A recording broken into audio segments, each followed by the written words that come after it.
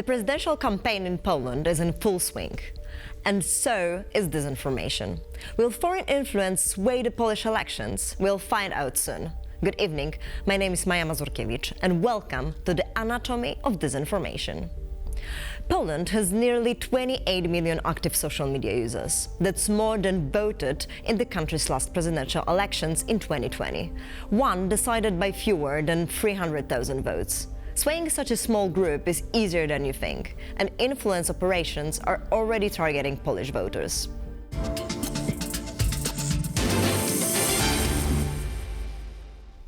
The world is changing fast. As people adopt all sorts of new technology with both good and bad results, tech is even influencing how we choose our candidates, including here in Poland, one of the most strategic countries on the world map. Our first guest joined us to talk about whether the current presidential campaign is different from previous ones and whether Russian influence in Poland is different from other CEE countries. Wojciech Przybylski, Editor-in-Chief, Visegrad Insight. He is a political analyst leading strategic foresight in Central and Eastern Europe on European affairs, with expertise in foreign policy and political culture. He serves as the president of the Respublika Foundation in Warsaw and was Europe's Futures Fellow at the Institute of Human Sciences in Vienna. Mr. Przybylski is a member of the advisory board for the LSE Ideas Ratio Forum, the European Forum of New Ideas, and the International Strategy Forum of Schmidt Futures. Wojciech, thank you so much for joining us today. Thank you for having me. We are in the middle of a campaign, or actually the first round of the presidential campaign vote in Poland is in a week. What are the main objectives that you see around the campaign? In terms of disinformation, because that's primary focus of the audience of this TV show, I think it's noteworthy to say that in the campaign, although not the main two candidates that are most likely going into the second round, there's a number of candidates who have been using the campaign time to air on prime time the Russian-sponsored narratives, or Russian, simply the Kremlin-developed strategic communication. And they are of minuscule reach in terms of the votes casted on those people, but their TV, as I mentioned, prime time visibility has been going up dramatically. It used to be one candidate per election like this in the past years, in past rounds of the elections, but now we have several, and that is just showing how susceptible we are in Poland also to the Russian strategic communication. So the influence operations are not only anymore happening pretty much in the internet zone or in the social media, but they are really getting into the prime time thanks to presidential campaign. Also because debates. Yeah, absolutely. You're right that there is now a flux of these messages from internet, from the domain that has been quite easy to popularize messages of Kremlin or of China, Beijing, in the public space. But now, because of the rules of engagement with registered candidates, officially registered candidates, we have a number of them going up for this official broadcast, and they're taking an advantage in using this broadcast to promote their ideas.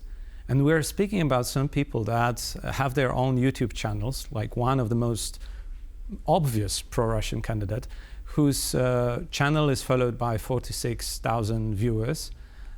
He reached only 2,000 votes casted on him in the previous general elections, and yet he managed to gather this 100,000 or more signatures that put him on the list of candidates, and that is the big win for him and for the sponsors of his messages in Poland. Yeah, that's very much different from the previous campaigns, as you said. What else is different? Especially we are right now having a big geopolitical shift. How that's targeting strategic position of Poland. Correct. We have a bit of tension about Donald Trump and the positioning of the US government versus the international world order Poland is dependent on, and against the rules of engagement also in political campaigning. We have seen the remarks of J.D. Vance in Munich when he said that essentially unless Europe Poland included, takes basically gloves off for the public debate and allow any potential message without any constraint, any limits in the public discourse. If we create a Hyde Park of our public TV, unless we do that, the United States will not see a reason to support Europe in military sense, in defense. And that was a scary message. This is not just about the United States.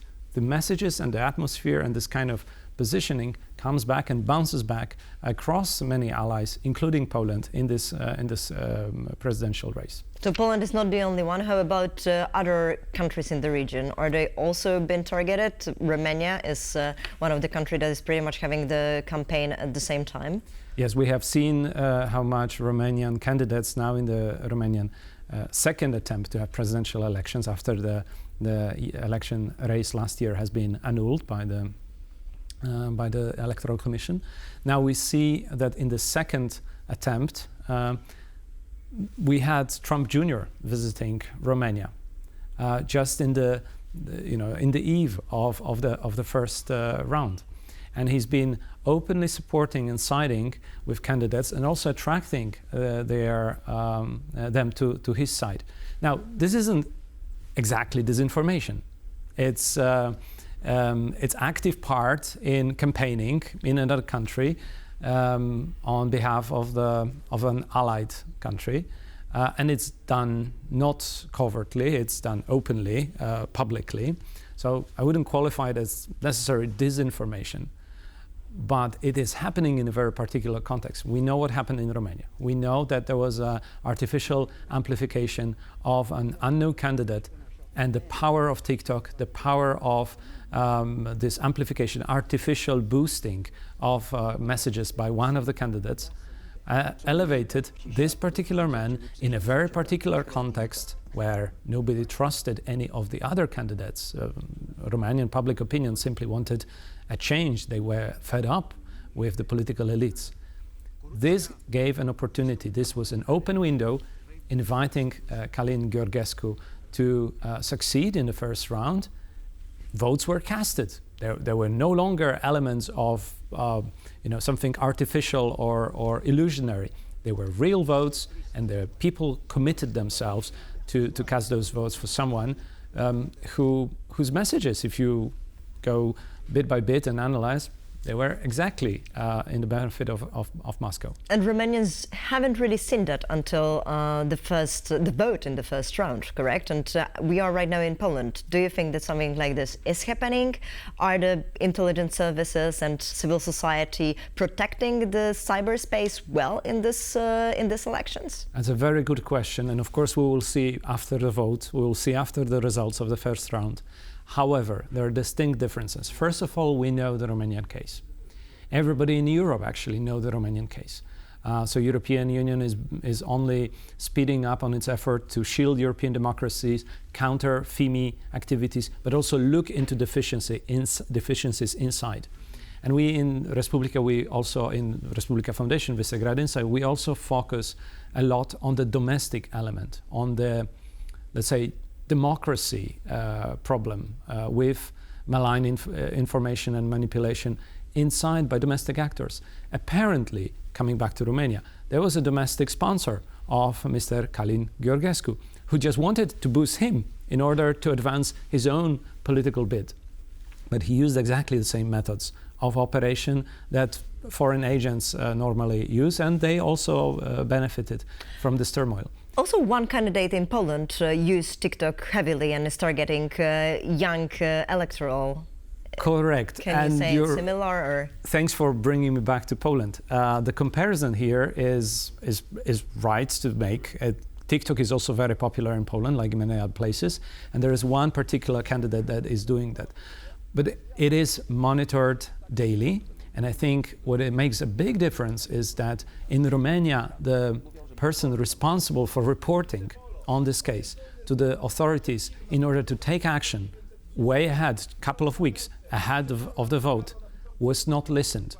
There was a replacement on the on the monitoring, in the monitoring agency, the person who would be responsible normally was no longer there. There was a shift in personnel, and because of that, there was a loop utilized and quite successfully there in Romania. In Poland, we have a number of monitoring institutions. We have the National Computer Service monitoring malign or irregular behavior online. We have also quite powerful political actors that are aware in political campaigning of the power of these messages. And we have much higher trust in the political elites, although we can agree that it's still, we're not trusting any politician fully.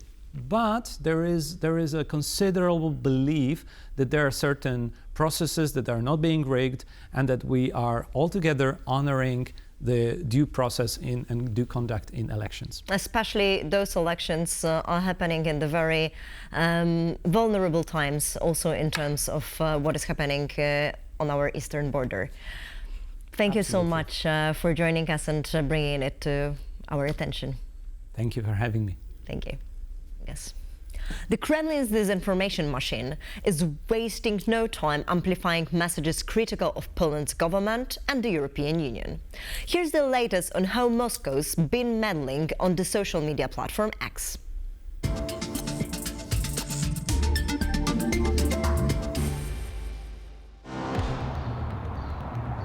Polska wiernopoddańcze hołdy wobec Trumpa Nie pozwolę na włączenie się wojska polskiego w wojnę. Wróg jest na wschodzie, tam są nasi przyjaciele. Które widzieliśmy w Brukseli, widzieliśmy w Berlinie. Nie chcę, żeby ciężar... Russia has been interfering in the Polish presidential elections.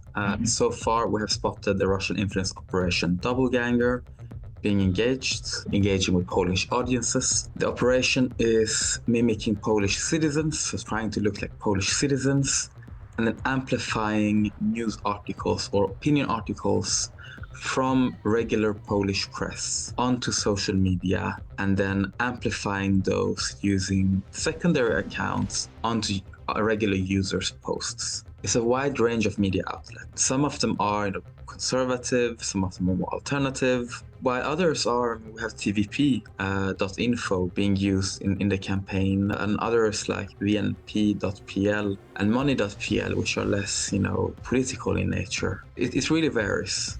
Ale nie tylko tego nie szanują. Na tym wymiarze sprawiedliwości. The Russian influence operation Doppelganger. They are finding articles that align with their narratives, that align with what they kind of want to say. They twist it and they comment upon them, and then they share them on regular users' content. It's a lot of anti-EU narratives. It's the biggest narrative that was being pushed by this operation. Everything ranging from criticism of the EU, the EU's climate policy, for example, related to the EU, calls for Poland to leave the EU, calling for Polish sovereignty, and then we have anti-Ukrainian narratives, that are discrediting Ukrainian people or are, calling for end of support to Ukraine. But then you also have anti-establishment narratives, discrediting different Polish figures such as Donald Tusk, basically claiming that there is financial misconduct by the current government. There's also more specific types of narratives. Some are claiming that the healthcare system is outdated or underfunded. Some of them are addressing concerns about educational reform, criticizing migration, fuel prices, financial topics that touches upon regular people's lives. Some of these things are like legitimate concerns. The cost of living, has increased significantly all around Europe. But the fact is that these are inauthentic accounts run by a Russian company who are then trying to manipulate people. It's a threat actor. It's a foreign adversary trying to manipulate the Polish people.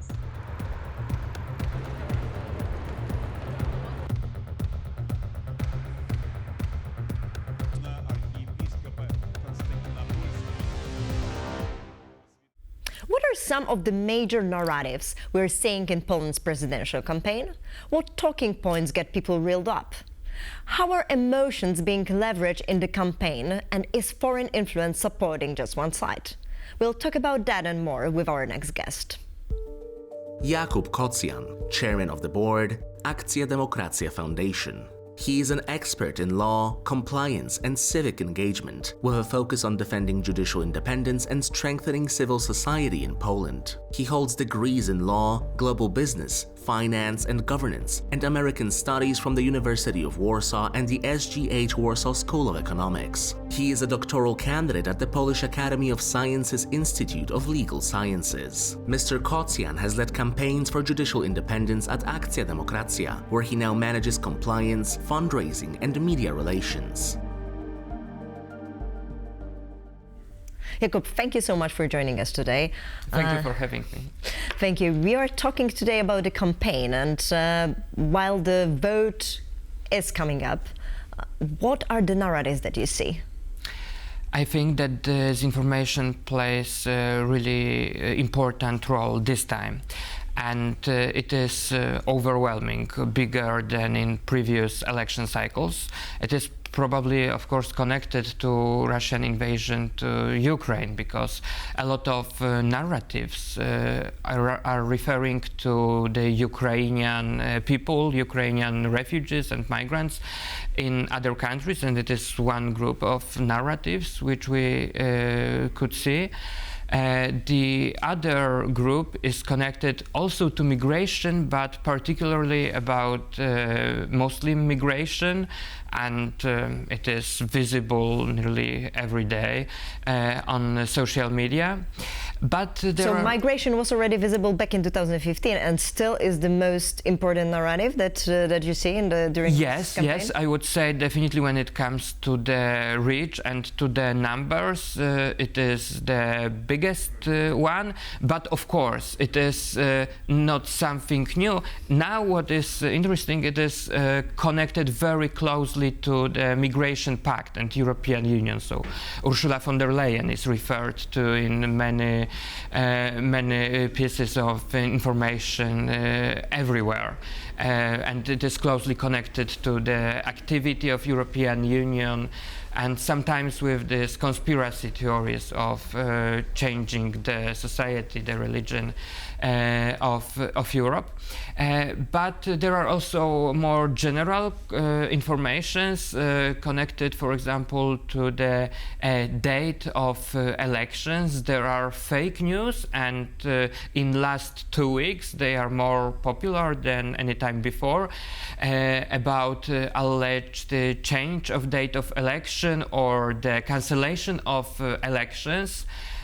Sometimes it is combined to the Romania and Romanian scenario, so-called Romanian scenario, because for the forces which want to impact our cybersecurity and our information sphere, Romanian scenario means something different. So for them it means mostly changing the date of election, and there is a lot of information regarding either cancellation or just changing the date of election, showed according to what you have already said in this program, to, for example, false covers of CNN, for example. So as a doppelganger, for example, influence operations exactly. that are very much visible in here. And what you said is very interesting, because Romania example basically is really showing what disinformation and influence operations can do and how they can sway votes. And in Poland, last elections had been won with less than 300,000 votes. Yes, and this time probably it will be the same or similar number of votes which can sway the election. So that's why the young people are especially targeted by this disinformation campaigns. And it is really visible that particular apps which are used mostly by young people, not so popular among general population, like Threads, they are targeted a lot during this particular campaign. But also more generally, there are some actions and informations which are presented to change something in short term, especially connected to Ukraine in strategic moments. As you said, like, those elections are strategically important as well in terms of what is happening in Ukraine, right?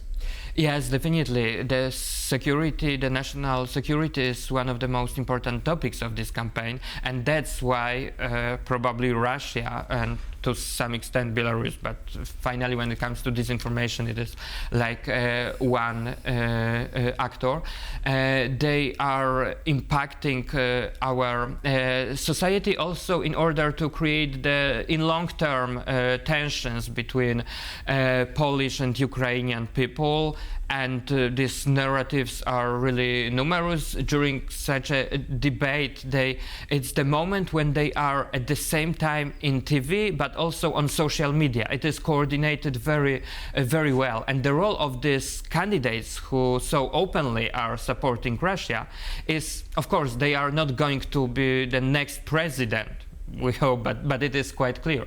But their role is probably to move the Overton window, to present the candidates who are also anti-Ukrainian, like Sławomir Mencen, like Karol Nawrocki even, to look more centrist, to look more mainstream, because of course there are candidates which are much more openly pro-Russian and anti-Ukrainian. So the role of particular candidates from the perspective of disinformation is different. It's not only to win, but also to give another candidates option to win because of more moderate image.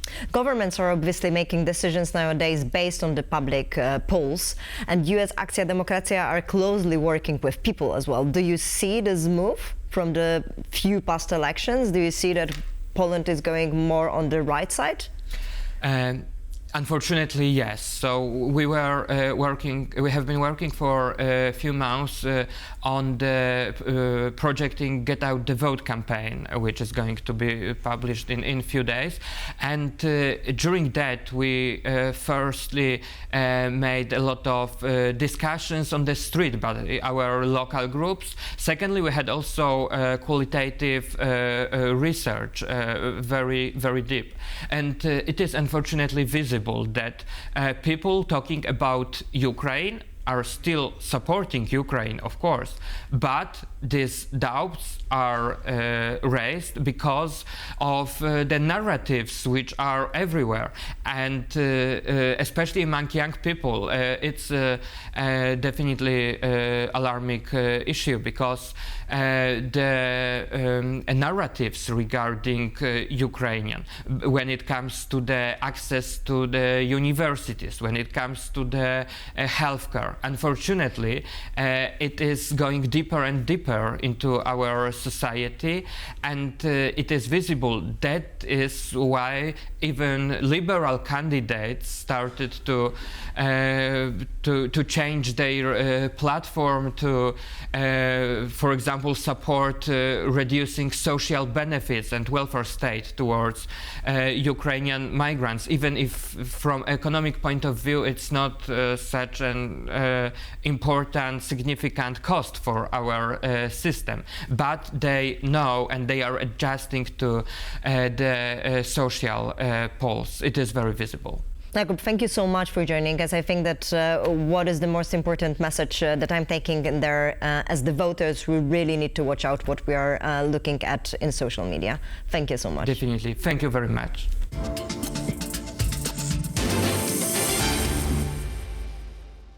Russian influence doesn't always need specific tactics and operations to be successful. Sometimes it gets prime-time coverage on major TV channels, or is repeated by a couple of presidential candidates. That's what happened recently in Poland. Obscure narratives that were only heard in dark corners of the internet made it into the mainstream during a presidential debate. Social attitudes usually change gradually over time, but now, with social media, manipulation falls on fertile ground. And sometimes emotions drive us to make choices we wouldn't otherwise consider. So especially during election campaigns. Keep calm and think deeply.